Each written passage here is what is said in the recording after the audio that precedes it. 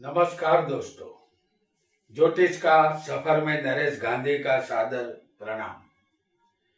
यह हमारा 270वां एपिसोड है जिसका नाम है अविवाहित जीवन। दोस्तों, शादी का मौसम शुरू हो चुका है। भाग्यशाली युवक युवतियों की सगाई हो चुकी है और बहुत जल्द उनकी शादी की आमंत्रण पत्रिका भी उनके रिश्तेदारों में बच जाएगी।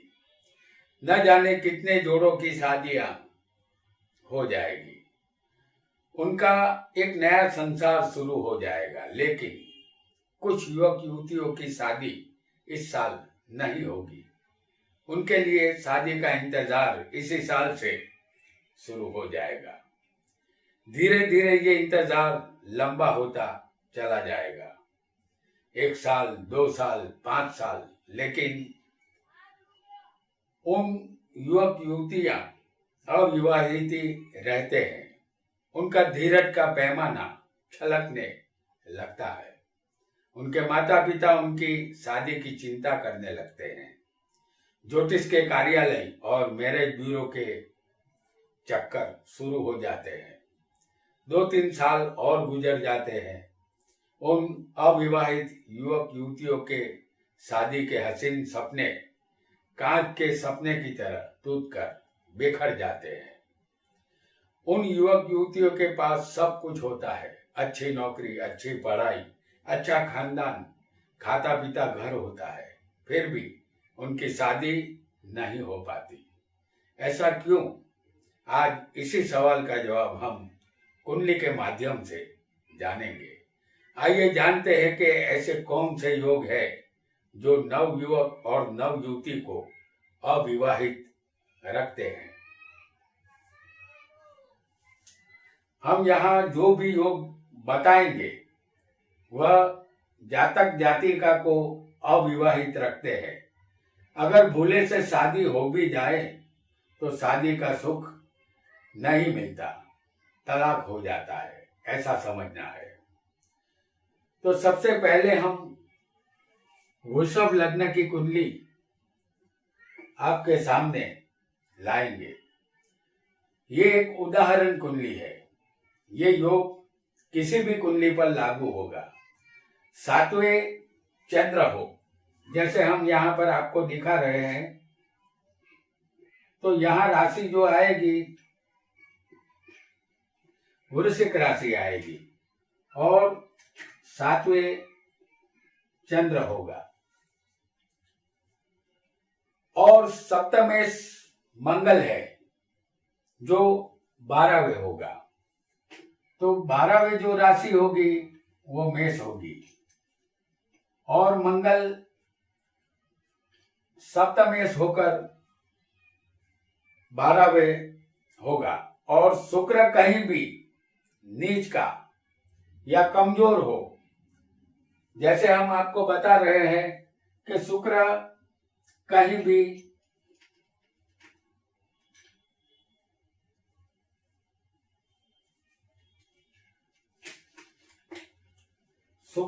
भी नीच का होना चाहिए। तो शुक्र होगा 5वें स्थान में, क्योंकि कन्या राशि में शुक्र नीच का होता है।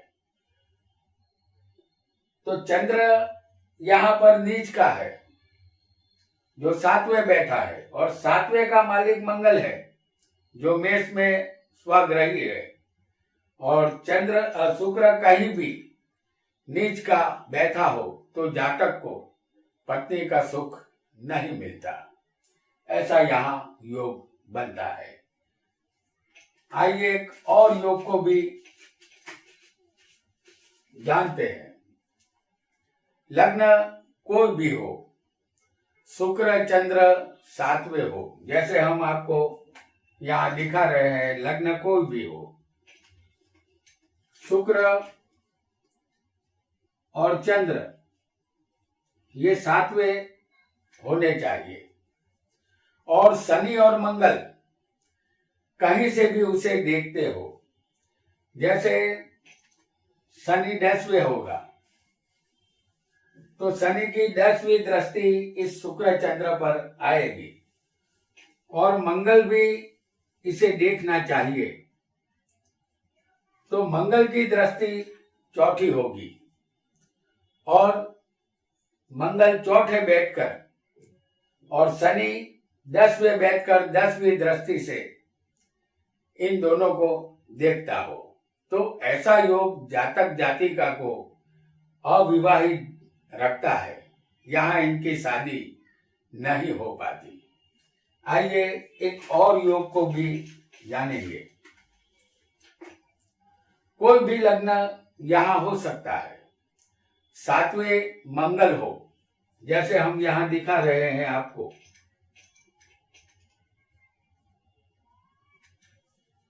7वें मंगल हो और दूसरे स्थान में राहु हो। ये दूसरा स्थान है। कोई भी लग्न हो सकता है। ये योग किसी भी कुंडली में बन सकता है। तो दूसरे स्थान में राहु हो तो जातक की पत्नी का तीसरे दिन ही सर्प के काटने से मृत्यु हो जाती है। संसार शुरू ही नहीं होता। तो यहाँ ऐसा योग जातिका को सुख नहीं दे पाता। आइए एक और योग को भी जानेंगे। कोई भी लग्न यहाँ हो सकता है। सूर्य, चंद्र, शनि, बुध और शुक्र जैसे ये सारे ग्रह किसी भी स्थान में किसी को भी हो सकते हैं। जैसे हम यहाँ आपको बताते हैं, सूर्य, चंद्र, शुक्र, शनि। सूर्य, चंद्र, शनि, बुध और शुक्र। तो यहाँ पर ये पांचों ग्रह हमने एग्जाम्पल के तौर पर चौथे स्थान में दिखाए हैं। ये किसी भी स्थान में हो सकते हैं। तो सारे ग्रह अगर किसी भी राशि में किसी भी स्थान में होंगे और ये हमने चौथे स्थान में आपको दिखाया है, तो ऐसा योग बनेगा। तो जातक हो या जातिका अविवाहित जीवन ये गुजारते हैं। शादी यहाँ नहीं होती। आइए एक और योग को जानते हैं। कोई भी लग्न हो, हम उदाहरण लग्न यहाँ पर मेष लग्न की कुंडली का आपको देते हैं। चंद्र गुरु की युति 6, 8, 12वें होनी चाहिए। जैसे हम आपको यहाँ दिखा रहे हैं, छठा स्थान ये है, चंद्र और गुरु की युति। हालांकि इसे गज केसरी योग भी कहते हैं। और चंद्र और गुरु की युति 6, 8, 12वें होनी चाहिए।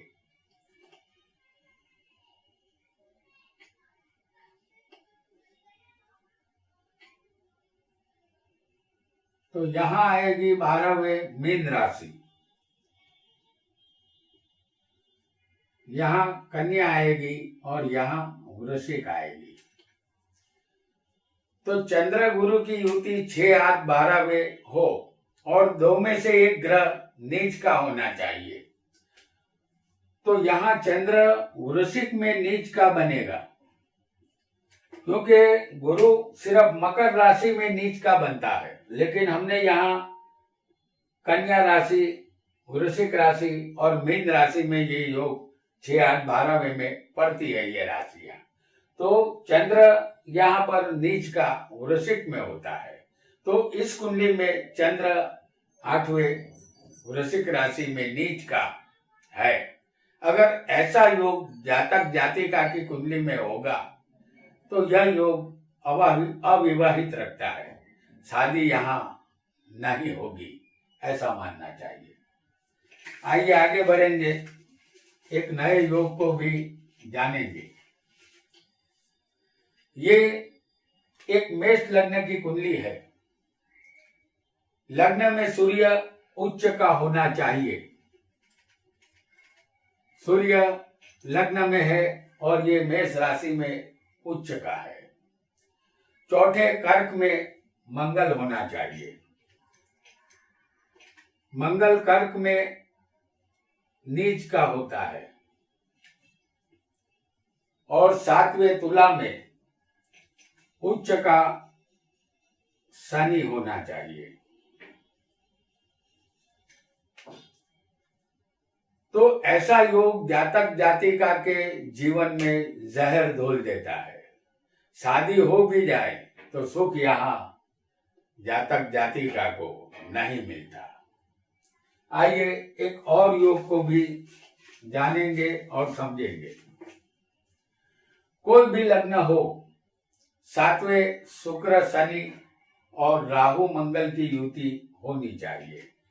यहाँ लग्न कोई भी हो, शुक्र शनि राहु और मंगल, इन चारों ग्रहों की युति अगर इस स्थान में शुक्र शनि राहु मंगल की युति होगी तो शादी नहीं होगी। जातक हो या जातिका यहाँ अविवाहित रहेंगे, ऐसा हमें मानना होगा। आइए एक और योग को भी समझेंगे। मिथुन लग्न हो, यहाँ हम मिथुन लग्न की कुंडली प्रस्तुत कर रहे हैं और सातवें शनि मंगल हो। जैसे सातवें स्थान में शनि और मंगल होंगे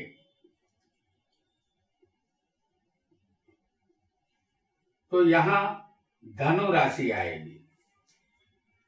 तो सातवें शनि मंगल हो तो सप्तमेश यहाँ कौन बनता है? गुरु, जो 12वें होगा। ये गुरु वृषभ में बैठा होगा 12वें, और शुक्र सूर्य के साथ कहीं भी अष्टका हो। जैसे सूर्य और शुक्र कहीं भी बैठा हो, क्योंकि शुक्र ही यहाँ अस्त होना चाहिए, लेकिन वो सूर्य के साथ होगा तभी ये शुक्र अस्त होगा। तो यहाँ पर समझ लीजिए कि सूर्य 2 अंश का है और शुक्र 1 अंश का होगा, तो ये शुक्र अष्ट माना जाएगा। और अगर ऐसा योग होगा जैसे शनि मंगल 7वें होने चाहिए और सप्तमेश गुरु 12वें होना चाहिए और शुक्र कहीं भी किसी भी जगह अष्ट का होना चाहिए, क्योंकि शुक्र दाम्पत्य सुख देता है। लेकिन सूर्य के साथ आने पर ये शुक्र अंशात्मक रूप से अगर नजदीक हो तो ये शुक्र अष्ट हो जाता है। तो ऐसा योग अगर किसी की कुंडली में बनेगा तो यहाँ जातक जातिका अविवाहित रहते हैं, ऐसा यकीनन मानना होगा। आइए आगे बढ़ेंगे और एक नए योग को जानेंगे। मेष लग्न हो, जैसे हम मेष लग्न की कुंडली आपके लिए ला रहे हैं। मेष लग्न हो और 7वें स्थान में 6, 8, 12वें के मालिक हो। जैसे छठे का मालिक यहाँ बुध बनेगा, 8वें का मालिक बनेगा मंगल और 12वें का मालिक होगा गुरु। यानी कि छठे का मालिक बुध 7वें होना चाहिए और 8वें का मालिक मंगल ये भी 7वें बैठा होना चाहिए और 12वें के मालिक होंगे गुरु, तो ये भी 7वें होने चाहिए। यानी छठे का मालिक बुध 7वें है और 8वें का मालिक मंगल ये भी 7वें है और 12वें के मालिक गुरु ये भी 7वें होगा। यानी 6, 8, 12वें के मालिक 7वें इकट्ठे होंगे तो ये अविवाहित जीवन इनको गुजारना होगा। चाहे ये योग जातक की कुंडली में हो या जातिका की कुंडली में, यहाँ पर अविवाहित जीवन ही गुजारना होगा। आइए आगे बढ़ेंगे और एक नए योग को जान लेते हैं। कोई भी लग्न यहाँ हो सकता है। राहु दूसरे, जैसे हम आपको दिखा रहे हैं, राहु दूसरे स्थान में हो और मंगल 7वें हो। यहाँ पर लग्न कोई भी हो सकता है। राहु दूसरे हो और मंगल 7वें हो, और शुक्र जो दाम्पत्य सुख का कारक है वो 6, 8, 12वें किसी भी स्थान में हो। जैसे शुक्र किसी को यहाँ भी हो सकता है 6ठे स्थान में, शुक्र किसी को 8वें भी हो सकता है, और शुक्र किसी को 12वें स्थान में भी हो सकता है। तो 6, 8, 12वें स्थान में अगर शुक्र होगा, राहु दूसरे होगा, मंगल 7वें होगा, तो अगर ऐसा योग बना हो तो जातक की मृत्यु अपनी शादी के समय ही होती है। यहाँ पर जो भी जातक हो वो अपनी शादी जब कर रहा होता है उसी समय उसकी मृत्यु हो जाती है। तो दोस्तों, आज हमने अविवाहित रहने के योग कुंडली में कैसे बनते हैं ये जाना। आज इतना ही। आपका बहुत बहुत धन्यवाद।